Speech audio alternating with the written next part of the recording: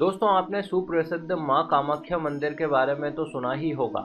यह मंदिर भारत के कुछ अति महत्वपूर्ण मंदिरों में से एक है। कहते हैं आज भी यहाँ मां कामाख्या वास करती है। पौराणिक काल से लेकर अब तक इस मंदिर में कई चमत्कार हुए, जैसे महामुद्रा से जल निकलना, 3 दिनों के लिए देवी का रजस्वला होना, योनि पूजा और भी बहुत कुछ। वैसे आज के इस वीडियो में हम आपको इस मंदिर की उत्पत्ति की पौराणिक कथा व मंदिर से जुड़े कुछ ऐसे चमत्कार बताने जा रहे हैं जो निश्चित ही आपको हैरान कर देंगे। लेकिन कथा शुरू करने से पहले यदि अभी तक आपने इस चैनल को सब्सक्राइब, वीडियो को लाइक व शेयर नहीं किया है तो जल्दी से कीजिए, ताकि आगे भी आपको सनातन धर्म से जुड़ी ऐसी ज्ञानवर्धक व रोचक जानकारियाँ प्राप्त होती रहे।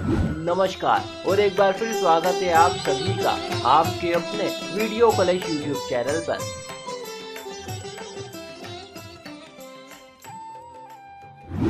पौराणिक काल की बात है, एक बार दक्ष प्रजापति ने विशाल यज्ञ का आयोजन किया।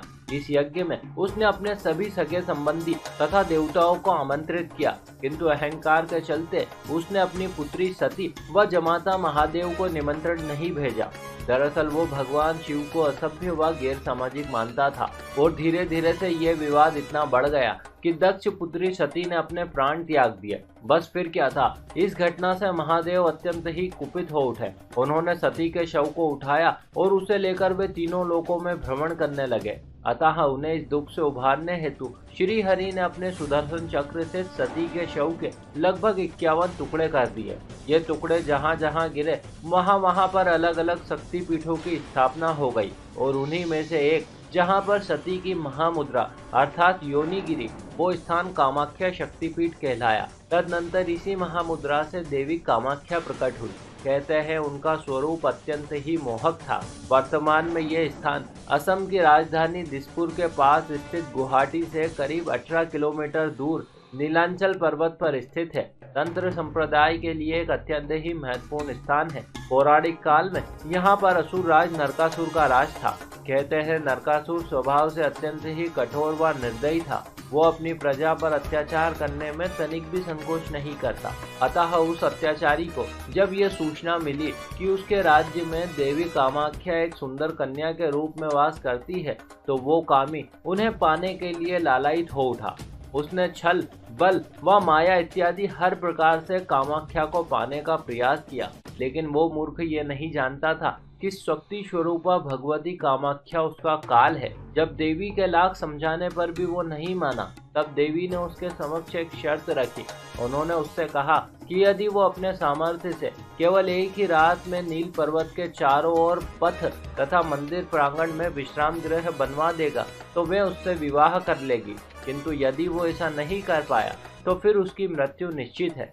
बस फिर क्या था, घमंड में चूर होकर नरकासुर काम में जुट गया और रात ढलने से पहले ही उसने पथ का निर्माण कार्य भी समाप्त कर दिया। किंतु इससे पहले कि वो विश्राम गृह बनाकर शर्त पूरी करता, उसे महामाया के एक मायावी कुरकुट ने रात्रि समाप्ति की सूचना दे दी। इससे नरकासुर ने समय पहले ही कार्य रोक दिया, किंतु जब उसे पता चला कि उसके साथ छल हुआ है तो क्रोधित होकर उसने मुर्गे का वध कर डाला। वर्तमान में यह स्थान कुक्टाक्षी नाम से विख्यात है। बाद में मां भगवती की माया से भगवान विष्णु ने नरकासुर का वध कर दिया।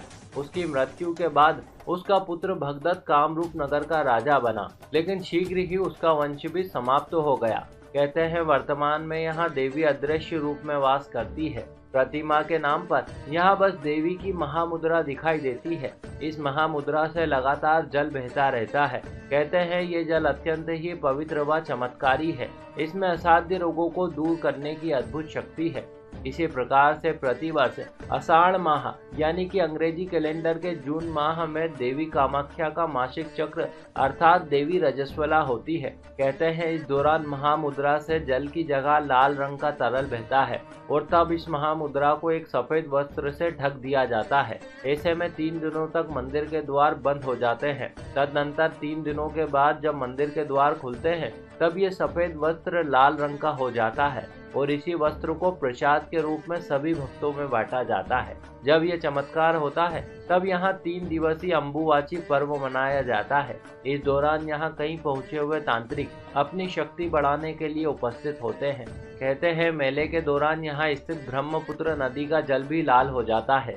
वैसे तो इस मंदिर में सभी धर्म के लोग प्रवेश कर माता का आशीर्वाद पा सकते हैं, किंतु इस स्थान पर कुंवारी कन्याओं का विशेष महत्व है। यहाँ पर एक विशेष प्रकार की पूजा होती है जिसे कौमारी अथवा योनि पूजा कहते हैं। इस पूजा में साधक या वो स्त्री जो पूजा में बैठी है उसे विशेष कृपा प्राप्त होती है। वैसे दोस्तों, ये तो कुछ ऐसे चमत्कार हैं जिन्हें स्पष्ट रूप से देखा जा सकता है, लेकिन फिर भी यहाँ आए दिन कई ऐसे चमत्कार घटित होते हैं जिन्हें स्पष्ट रूप से देख पाना किसी के लिए संभव नहीं, अपितु देखने के बजाय इन्हें सिर्फ अनुभव किया जा सकता है। तो दोस्तों, ये थे मां कामाख्या मंदिर से जुड़े कुछ अद्भुत रहस्य व चमत्कार। आशा करते हैं आपको हमारा प्रस्तुतिकरण व प्रयास जरूर अच्छा लगा होगा। आपने हमें इतने प्रेम से सुना, इस सब के लिए आपका बहुत बहुत आभार। हम जल्दी ही मिलेंगे आपसे अगले वीडियो में, तब तक के लिए नमस्कार।